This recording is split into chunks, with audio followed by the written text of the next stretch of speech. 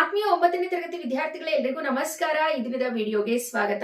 ವಿದ್ಯಾರ್ಥಿಗಳೇ, ಇನ್ನೇನು ನಿಮ್ಮ FA1 ಪರೀಕ್ಷೆ ಹತ್ರ ಬರ್ತಾ ಇದೆ.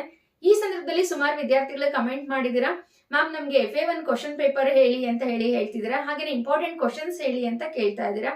ಸೊ ನಾನು ಮೊದಲು ಲೆಸನ್ ವೈಸ್ ಇಂಪಾರ್ಟೆಂಟ್ ಕ್ವಶನ್ಸ್ ನ ಹೇಳ್ಬಿಡ್ತೀನಿ, ಆಮೇಲೆ ನಿಮಗೆ ಒಂದು ಮಾಡೆಲ್ ಕ್ವಶನ್ ಪೇಪರ್ ನ ಪರಿಚಯಿಸ್ತೀನಿ ಅಂತ ಹೇಳ್ತಾ ಬನ್ನಿ. ಮೊದಲನೇ ಪಾಠ ಪ್ರಜಾನಿಷ್ಠೆ. ಈ ಒಂದು ಪಾಠದಲ್ಲಿ ಕೇಳಬಹುದಾದಂತಹ ಇಂಪಾರ್ಟೆಂಟ್ ಕ್ವಶನ್ಸ್ ಯಾವುದು ಅಂತ ಹೇಳಿ ನೋಡೋಣ. ಫಸ್ಟ್ ಮೇನ್ ಈ ರೀತಿಯಾಗಿದೆ. ಕೊಟ್ಟಿರುವ ಪ್ರತಿಯೊಂದು ಹೇಳಿಕೆಗೂ 4 ಆಯ್ಕೆಗಳನ್ನು ನೀಡಲಾಗಿರುತ್ತೆ. ಇವುಗಳಲ್ಲಿ ಸರಿಯಾದ ಉತ್ತರ ಆರಿಸಿ ಬರೆಯಿರಿ ಅಂತ ಹೇಳಿಕೊಟ್ಟಿದ್ದಾರೆ. ಮೊದಲನೇ ಪ್ರಶ್ನೆ, ಮೈಮರೆತು ಪದವು ಈ ಸಮಾಸಕ್ಕೆ ಉದಾಹರಣೆಯಾಗಿದೆ.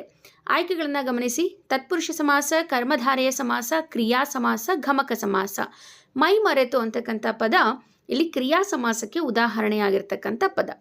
ಎರಡನೇ ಪ್ರಶ್ನೆ, ಇವುಗಳಲ್ಲಿ ಕನ್ನಡದ ಆಗಮ ಸಂಧಿಗೆ ಉದಾಹರಣೆಯಾದ ಪದವಿದು. ನೋಡಿ, ಇಲ್ಲಿ ಆಪ್ಷನ್ಸ್ನ ಗಮನಿಸಿ. ಜಯವಾಗಲಿ, ಗಂಡುಡೆ, ಬೆಳ್ಗೊಳ, ಹೊಯ್ಸಳೇಶ್ವರ. ಜಯವಾಗಲಿ ಅಂತಕ್ಕಂಥದ್ದು ಆಗಮ ಸಂಧಿಗೆ ಉದಾಹರಣೆ, ವಕಾರಗಮ ಸಂಧಿ ಆಗುತ್ತೆ ಇದು.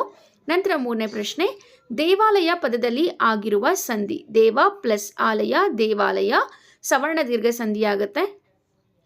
ನಂತರ ಮೊದಲೆರಡು ಪದಗಳಿಗೆ ಇರ್ತಕ್ಕಂಥ ಸಂಬಂಧದಂತೆ ಮೂರನೇ ಪದಕ್ಕೆ ಸಂಬಂಧಿಸಿದ ಸಂಬಂಧಿ ಪದ ಬರೆಯಿರಿ ಅಂತ ಹೇಳ್ಕೊಟ್ಟಿದ್ದಾರೆ. ಸತ್ಯ, ಮಿಥ್ಯ. ಇಲ್ಲಿ ನೋಡಿ, ಇಲ್ಲಿ ಆಪೋಸಿಟ್ಸ್ ಕೊಟ್ಟಿದ್ದಾರೆ. ಸತ್ಯ ಅದರ ಆಪೋಸಿಟ್ ಮಿಥ್ಯ. ಸ್ವರ್ಗ ಇದರ ಆಪೋಸಿಟ್ ಏನು, ನರಕ ಅಂತ ಹೇಳಿ ಬರೀಬೇಕು. 2 ಅಂತಕ್ಕಂಥದ್ದು ಸಂಖ್ಯಾವಾಚಕವಾದರೆ ಮೂಡಣ ಎನ್ನುವುದು ಡ್ಯಾಶ್ ಅಂತ ಹೇಳಿ ಕೊಟ್ಟಿದ್ದಾರೆ. ಮೂಡಣ ಅನ್ನೋದು ದಿಕ್ಕನ್ನು ಸೂಚಿಸ್ತಾ ಇರೋದ್ರಿಂದ ಇದು ದಿಗ್ವಾಚಕ. ನಂತರ 6ನೇ ಪ್ರಶ್ನೆ, ಪಂಚಾಯಿತಿಯ ಅಂದಾಗ ಆ ಅಂತಕ್ಕಂತಹ ಪ್ರತ್ಯಯ ಬರುತ್ತೆ, ಹಾಗಾಗಿ ಇದು ಷಷ್ಠಿ ವಿಭಕ್ತಿ. ಜೊತೆಯಲ್ಲಿ ಅಂದಾಗ ಆ ಅಂತಕ್ಕಂಥ ಪ್ರತ್ಯಯ ಬರುತ್ತೆ, ಹಾಗಿದ್ರೆ ಯಾವ ವಿಭಕ್ತಿ ಅಂತ ಕೇಳ್ತಿದ್ದಾರೆ, ಅದು ಸಪ್ತಮಿ ವಿಭಕ್ತಿ ಅಂತೇಳಿ ಬರೀಬೇಕು. ನಂತರ ಕೊಟ್ಟಿರ್ತಕ್ಕಂತಹ ಪ್ರಶ್ನೆಗಳಿಗೆ ಉತ್ತರಿಸಿ ಒಂದು ವಾಕ್ಯದಲ್ಲಿ ಉತ್ತರ ಬರೀರಿ ಅಂತ ಹೇಳಿ ಕೊಟ್ಟಿದ್ದಾರೆ. ಚೋಳರು ಮತ್ತು ಹೊಯ್ಸಳರ ನಡುವೆ ಎಲ್ಲಿ ಯುದ್ಧ ನಡೆಯಿತು? ಚೋಳರು ಮತ್ತು ಹೊಯ್ಸಳರ ನಡುವೆ ಮಂಡ್ಯ ಮತ್ತು ಮುಡುಕುತೊರೆಗಳ ಬಳಿಯಲ್ಲಿ ಯುದ್ಧ ನಡೆಯಿತು. ಸಾಮ್ರಾಟನು ರಾಜಧಾನಿಯಲ್ಲಿ ಇಲ್ಲದಿದ್ದಾಗ ರಾಜ್ಯದ ಸಂರಕ್ಷಕರಾಗಿ ನಿಂತಿದ್ದವರು ಯಾರು? ಸಾಮ್ರಾಟನು ರಾಜಧಾನಿಯಲ್ಲಿ ಇಲ್ಲದಿದ್ದಾಗ ರಾಜ್ಯದ ಸಂರಕ್ಷಕರಾಗಿ ನಿಂತಿದ್ದವರು ನಾಟ್ಯರಾಣಿ ಶಾಂತಲಾದೇವಿ.